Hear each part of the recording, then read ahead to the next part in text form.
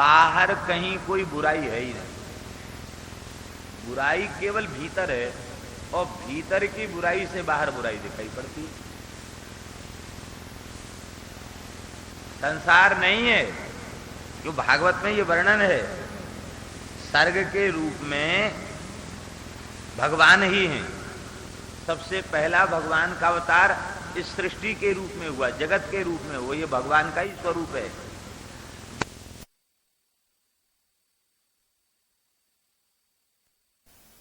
वहां दोष की संभावना ही कहां है? दोष नहीं है। दोष आया कहां से? बोले दोष आया अपने ही भीतर से। हमारे भीतर से दोषों की निवृत्ति नहीं हुई है, इसलिए हमें बाहर भी दोष दिखाई पड़ते हैं।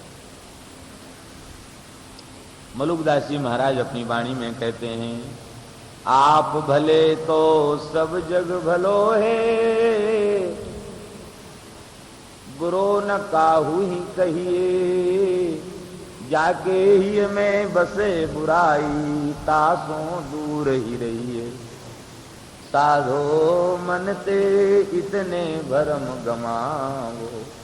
संतो इतने भ्रम मन से निकाल दो, ये सब भगवान का।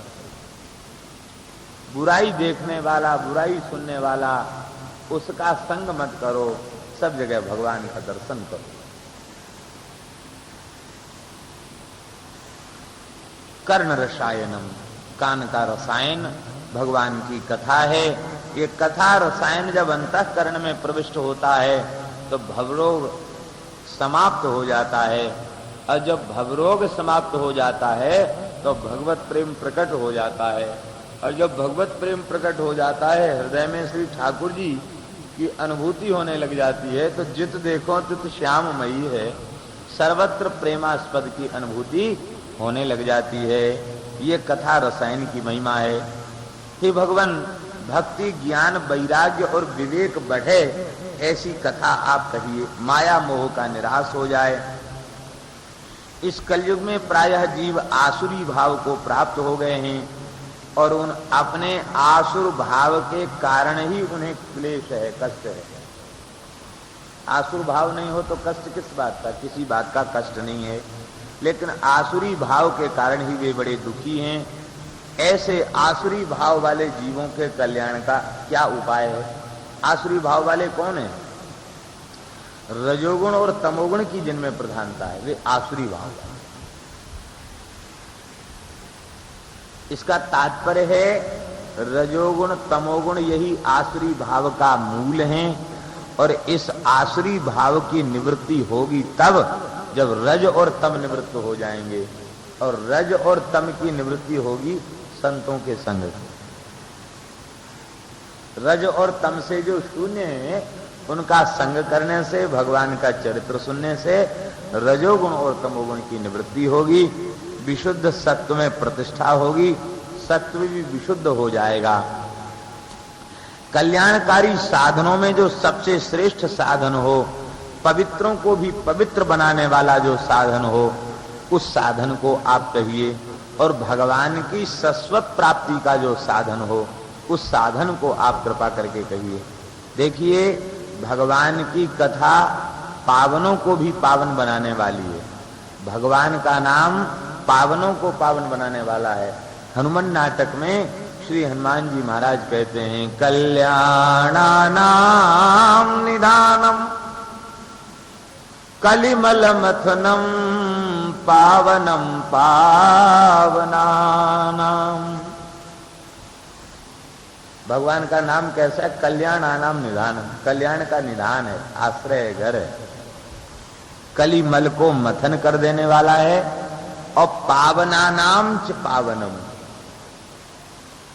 पवित्रों को भी पवित्र बनाने वाला है। कलम निधानम कलिमल मथनम पावनम पावनानाम, पावनानाम पावनम। आप लोग कहेंगे कि जो स्वतः पवित्र है उसको पावन बनाने की क्या जरूरत है? जो पावन है उसे पावन बनाने वाली बात समझ में नहीं आती। इसका तात्पर्य है कि ज्ञान, तप, योग आदि साधनों का आश्रय लेने से जिनका चित्त, जिनका अंतःकरण शुद्ध हो चुका है, पवित्र जो हो चुके हैं, उन पवित्रों में भी अपवित्रता की संभावना है।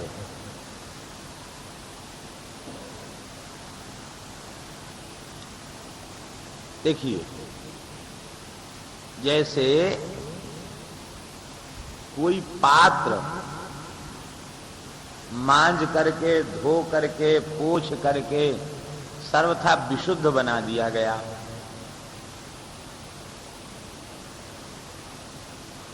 तो उस विशुद्ध पात्र के अशुद्ध होने की संभावना बनी हुई है। इसलिए बनी हुई है कि कहीं किसी दुष्ट ने उसमें मदिरा डाल दी तो चाहे जितना उस पात्र को धोकर मांझ कर स्वच्छ किया गया हो, अपवित्र वस्तु उसमें डाल दी गई तो वो पवित्र पात्र भी अपवित्र हो जाएगा।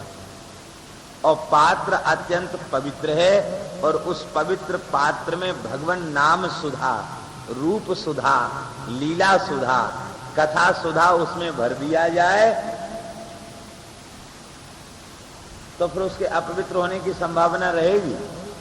इसका तात्पर्य है कि ज्ञान, सांख्य आदि साधनों के द्वारा, योग आदि साधनों के द्वारा चित्त की शुद्धि तो हो जाती है, लेकिन उस शुद्ध चित्त में भी पता नहीं कब किस कुसंस्कार के कारण कौन सी वस्तु प्रविष्ट हो जाए, ये भय उसमें बना रहता है अपावनता का।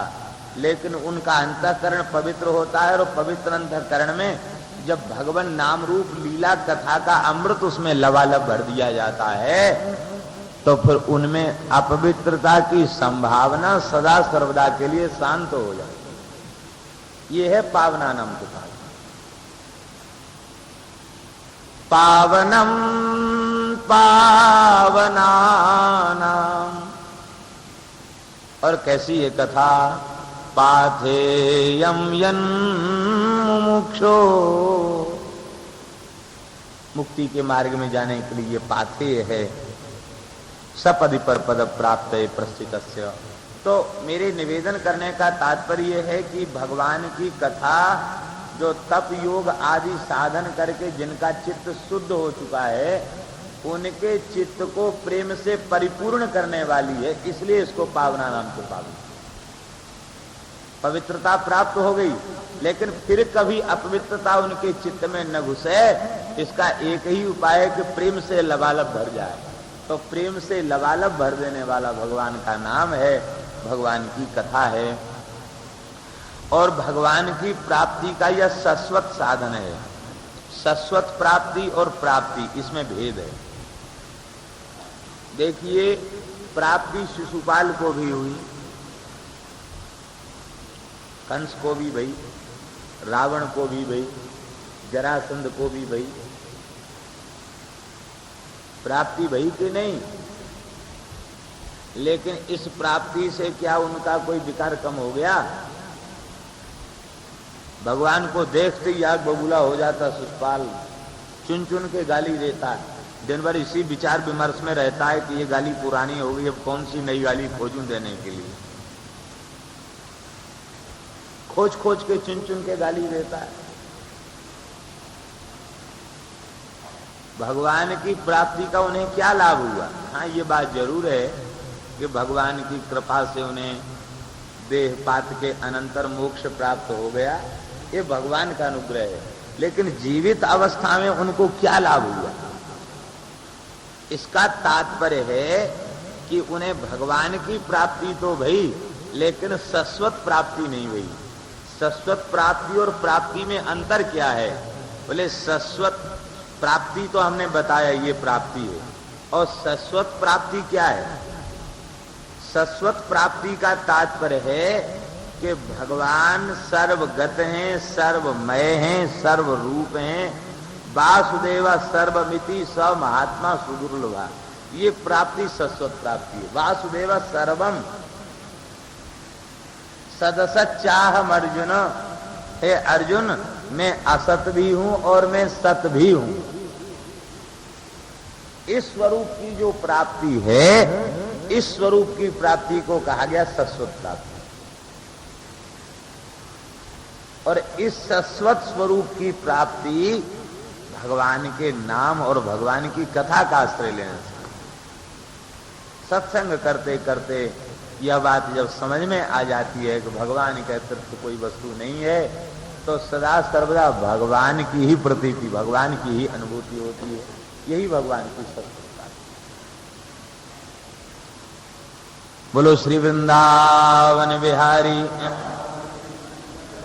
हमारे वृंदावन के एक विशिष्ट विद्वान ने पूज्यपाद पंडित श्री गया प्रसाद जी महाराज से पूछा, गोवर्धन वाले बाबा से पूछा कि महाराज, भागवत में लिखा है कि ये श्री कृष्ण की प्राप्ति का शाश्वत साधन है, और भागवत बचपन से भागवत का पाठ कर रहे हैं, भागवत की कथा कहते कहते अब वृद्धावस्था आ गई है, शरीर भी शिथिल होने लग गया, लेकिन प्राप्ति की अनुभूति नहीं हुई है।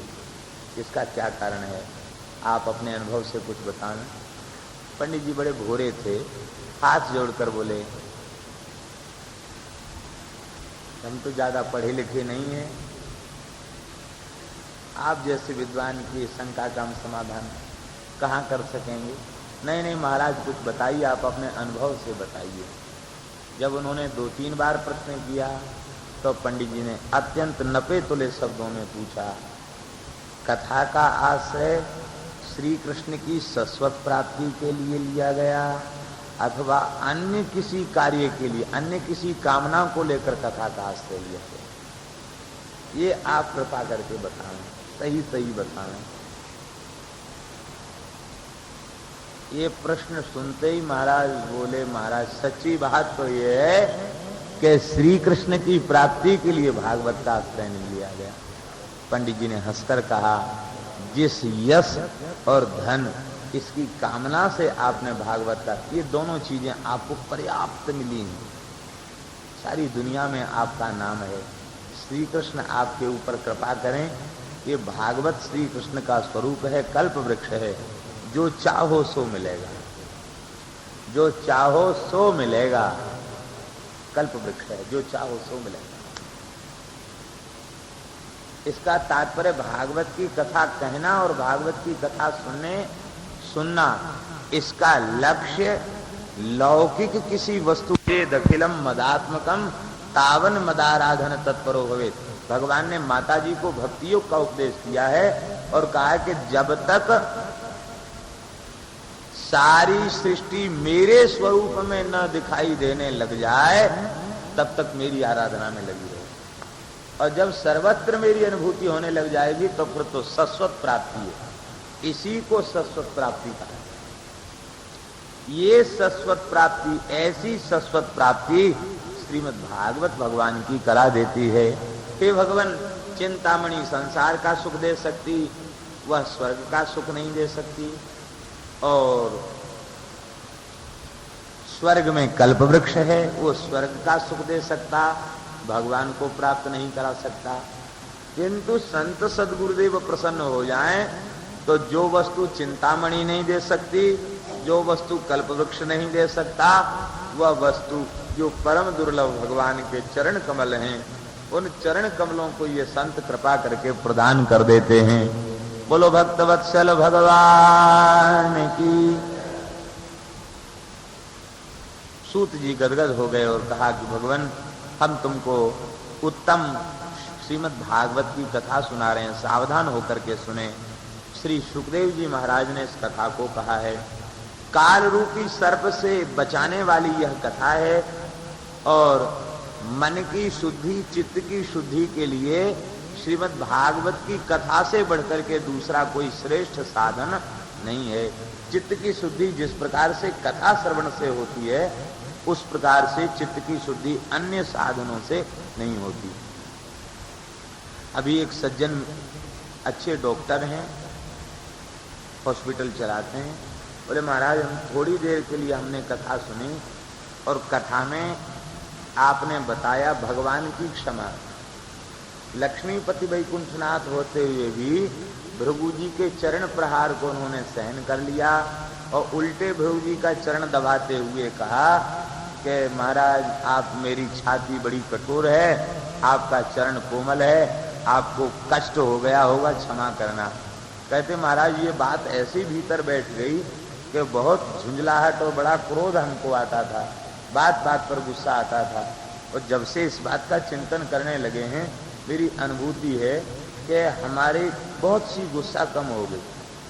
जैसे ही कोई ऐसे बात गुस्सा की आती है तो हमें तुरंत याद आ जाती है कि सहनशील होना चाहिए। तुकाराम जी की क्षमा, नामदेव ज्ञानेश्वर जी की क्षमा, और एकनाथ जी की क्षमा, और भगवान की क्षमा, विदुर जी की क्षमा। आपने क्षमा के ऊपर इतनी बढ़िया बात सुनाई, हम तो एक ही दिन सुना, वो उन सब बातों का जैसे ही याद आता है, स्मरण में आता है कि हमारा गुस्सा कम हो जाता है। अब महाराज कृपा करके हमको अकेले में बिठा करके 2-4 कथाएं, काम की निवृत्ति और लोभ की निवृत्ति और इसकी निवृत्ति, ये 2-4 कथाएं, हमें ज्यादा नहीं सुनना कोई कथा, ये 2-4 कथाएं आप और बता दें, अभिमान की निवृत्ति, ये 2-4 बातें और बता दें महाराज, तो हमारा तो काम बन जाएगा। बड़ी प्रसन्नता हुई। मैंने कहा आपने पढ़े लिखे आदमी हो। उनके संबंध में श्री बनवारी शरण जी एक संस्मरण सुनाते थे। महाराज तो कभी अपने बारे में कभी कुछ नहीं बताते। बनवारी शरण जी महाराज सुनाते थे कि गोवर्धन में अखाड़े में महाराज रहते थे, व्यवस्था महाराज जी देखते थे और हम भी वहीं रहते थे। पंडित जी के यहाँ जाया करते थे, रास बिहारी की सेवा करते थे, बड़ा आनंद था। बड़े अच्छे संत थे बनवारी शरण जी। यहाँ रहते थे आपके वेणु विनोद कुंज में। श्री बाबा बालकृष्ण दास जी महाराज उनका अतिशय आदर करते थे और बड़ा प्रेम था। उनके साथ ही रहते थे। बाद में सूरदास हो गए थे, नेत्रहीन हो गए थे, नेत्रों को निकलवा देना पड़ा था उनको। बड़े अच्छे संत बनवारी शरण जी। तो जब कभी मन होता तो सुदामाकुटी महाराज जी का दर्शन करने किसी का सहारा लेके चले आते थे। उन्होंने कई बातें बताई। एक बात उन्होंने बताई, बोले कि इनकी क्षमा हमने देखी। स्थान के मालिक, अखाड़े के मालिक होते हुए भी सारे कड़ाही बर्तन पलटा सब अकेले मांजना, सेवा करना और रसोई भी बनाना, सारी सेवा अपने हाथ से करना, गैया की धार काटना, सेवा में ही लगे रहते।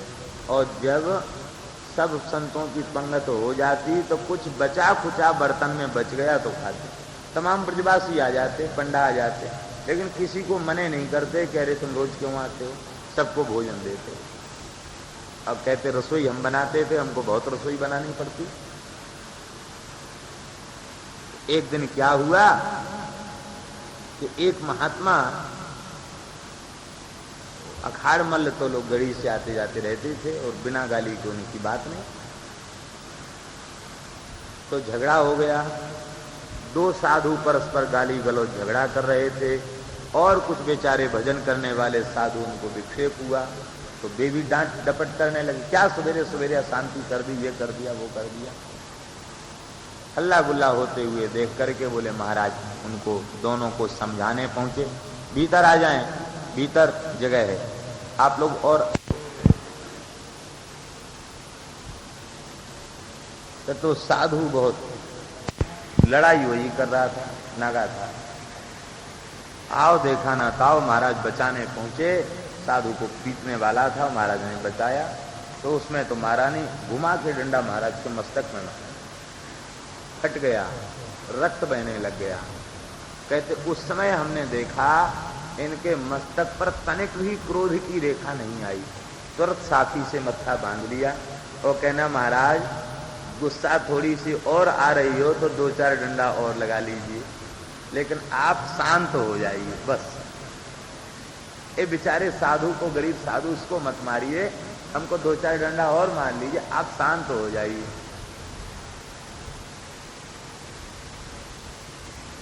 बात ठंडी हो गई और उसी स्थिति में मस्तक पे कपड़ा बांध करके कुछ थोड़ा सा वो कपड़ा जला के लगा देते हैं, लगा के उसी स्थिति में पोंछ करके उस सेवा में लग गए। अब उस साधु को भारी गिलानी भई, अरे ये गुस्सा में हमने क्या किया बताओ, इतने अच्छे संत, इतने विद्वान, और हमने उनको, बताओ, स्थान के मालिक, उनको हमने मारा, ये तो बड़ा बुरा किया हमने। वो रोने लग गया और आसन बांध लिया। बोले अब हम चलते हैं महाराज, हमसे गलती हो गई। कहा नहीं महाराज, गलती नहीं भई है, आपने बड़ी कृपा की, जो हमारे कहने से आपने अपने गुस्सा को ठंडा कर दिया। आप कहीं जाएंगे नहीं। ना महाराज मैं तो अन्न जल नहीं ग्रहण करूंगा, मुझे तो इतनी ग्लानि हो रही कि मैं मर जाऊंगा। बताओ, आप चाहते तो हमको इतना पिटवाते कि मैं यहाँ जीवित नहीं बचता, लेकिन आपने, क्योंकि जब डंडा मारा तो बनवारी शरण जी कहते कि मैं रसोई घर से निकला मारने के लिए, लेकिन महाराज ने उसको नहीं नहीं नहीं, महात्मा है, छोड़ दो, कुछ मत करो,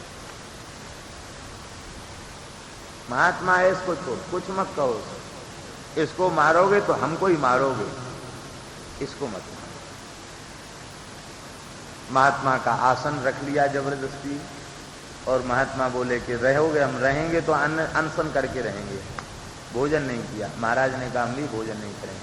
हठ पूर्वक हाथ पकड़ के भोजन करा। बोले ये तो ठीक हो जाएगा, आप भोजन करें। और गए, फिर नागा जी गए तो अयोध्या तक का किराया देकर, कपड़ा देकर उनको विदा किया। तो बोले ये हमने जब क्षमा गुण इनका देखा, बोले बस तब से मेरी परिपूर्ण श्रद्धा इनमें हो गई कि ये वस्तुता बहुत उच्च कोटि के संत हैं। तो प्रश्न उठता है कि ऐसे दिव्य गुण इन संतों में कहां से आ जाते, कैसे आ जाते हैं? इसका तात्पर्य है कि वे निरंतर जो भगवान के गुणों का अनुसंधान करते हैं, भगवान के गुणों का अनुसंधान, संतों के चरित्रों का अनुसंधान जो वे करते हैं, तो उनको करने से उनके चित्त में उनका प्रभाव हो। यह चित्त संसार का, भोगों का, विषय का चिंतन करते करते विषयाकार हो जाता। इसी प्रकार से भगवान का चिंतन करते करते ये भगवदाकार हो। बोलो भक्तवत्सल भगवान की जय। तो अंतःकरण की शुद्धि ये भगवान के चरित्र के अनुसंधान से, भक्तों के चरित्र के अनुसंधान से अंतःकरण की शुद्धि होती है। जब श्री सुखदेव जी महाराज कथा सुना रहे थे, उसी बीच में देवराज इंद्र अमृत का कलश लेकर आए और सामने अमृत का कलश रख दिया। महाराज अमृत तो परीक्षित को पिला दो, ये युवक है, बहुत दिन तक संसार भोगेगा, और कृपा करके कथा रूपी अमृत हमें पिला दीजिए।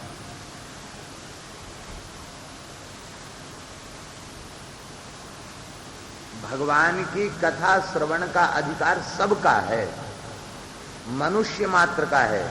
मनुष्य मात्र का सत्संग करने का अधिकार इसलिए है क्योंकि सब भगवान के हैं और भगवान सबके हैं।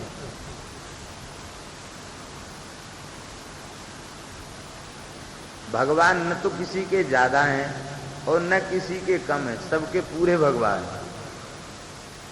पूज्य स्वामी जी महाराज कहते हैं, जैसे माँ, वो 5 पुत्र हैं माँ के, तो 5 की यह पूरी माँ है, क्योंकि वो माँ है इसलिए वो सबकी पूरी माँ है। ऐसे ही भगवान सबके भगवान, सबके भगवान।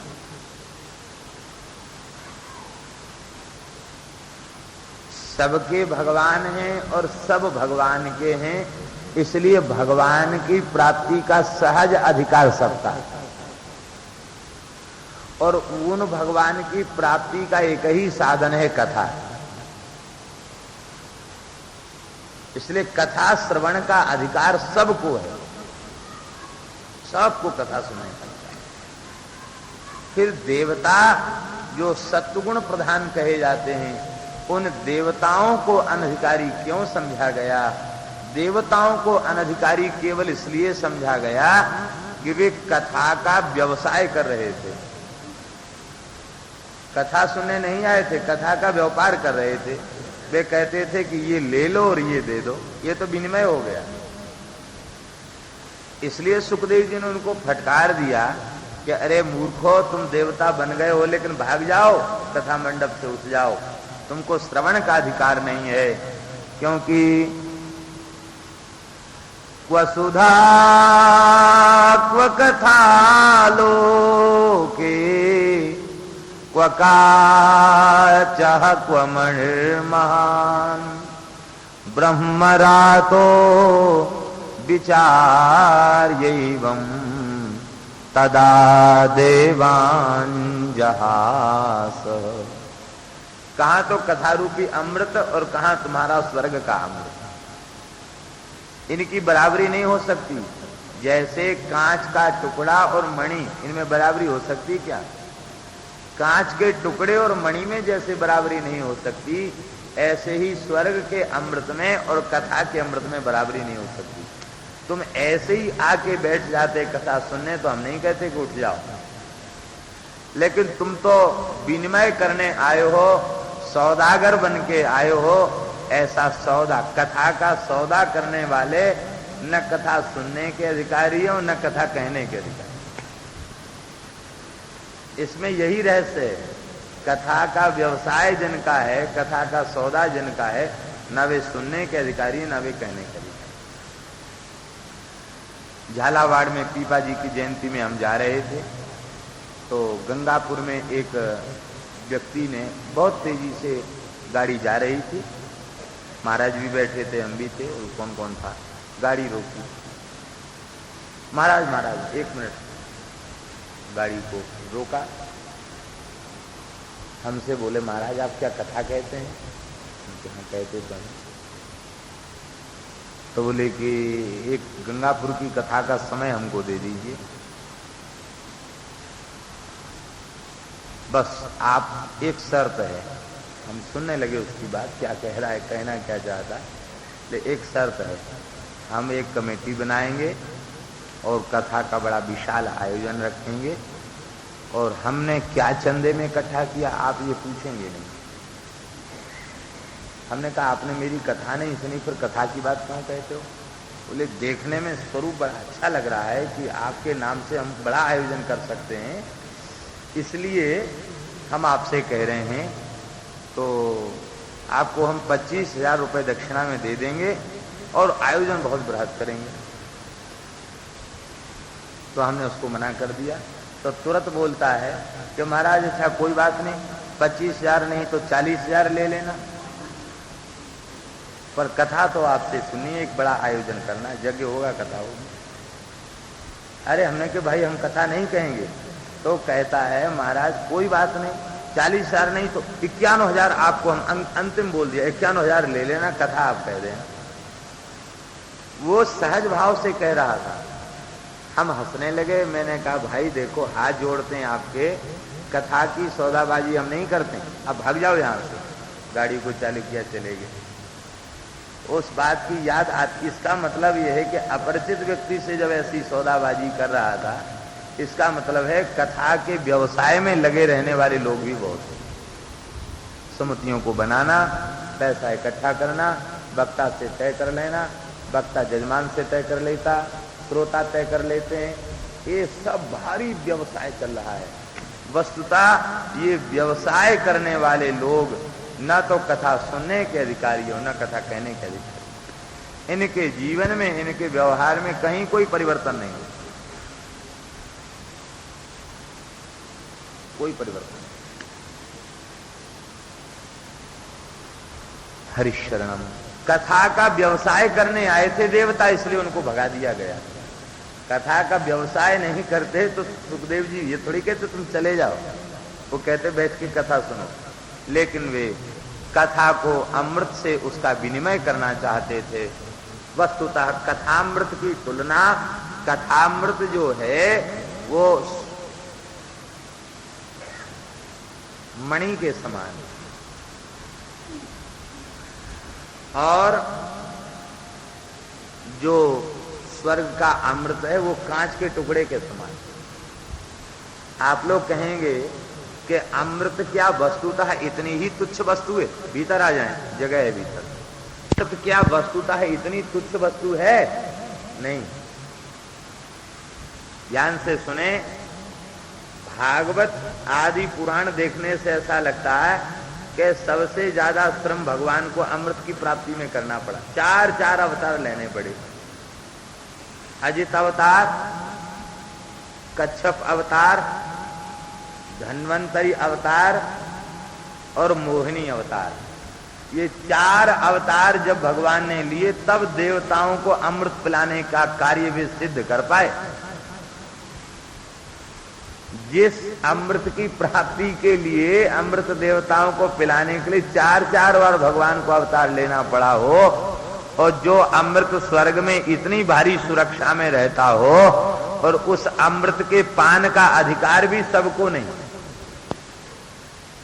ऐसा थोड़ी को कोई यज्ञ करके स्वर्ग जाए उसे अमृत पीने को मिल जाए। केवल लोकपाल दिक्पाल जो प्रधान देवता हैं उनको अमृत पीने का अधिकार है। और अमृत की महिमा क्या है? बोले अमृत पीने वाले अमर हो जाते हैं। चलो ठीक है, हमने भी मान लिया अमृत पीने वाले अमर हो जाते हैं। लेकिन इसी भागवत में लिखा है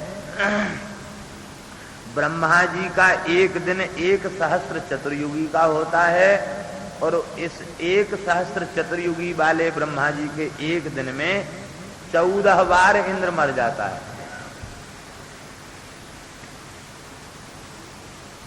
14 बार इंद्र बदल जाता ब्रह्मा जी के एक दिन में। तो हम पूछते हैं काहे का अमृत? जब 14 बार मर गया तो काहे का अमृत? इसलिए वो अमरता के नाम पर धोखा है। वस्तुतः अमृत प्रदान करने वाली भगवान की कथा है, भगवान का नाम है। इसलिए गोस्वामी जी कहते हैं धन्यास्ते कृतिनः पिबन्ति सततम् श्रीराम नामामृतम् ते एव कृतिनः सुकृतिनः ये सततम श्री राम नामामृतम पिबन्ति। जो सतत राम नामामृत पीते हैं, जो सतत कथामृत का पान करते हैं, वे धन्य हैं।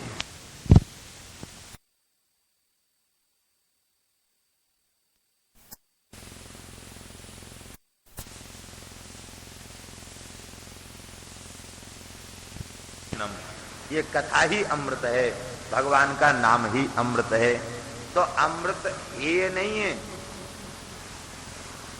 अमृत बड़ी महत्व की वस्तु है, लेकिन जब कथामृत सामने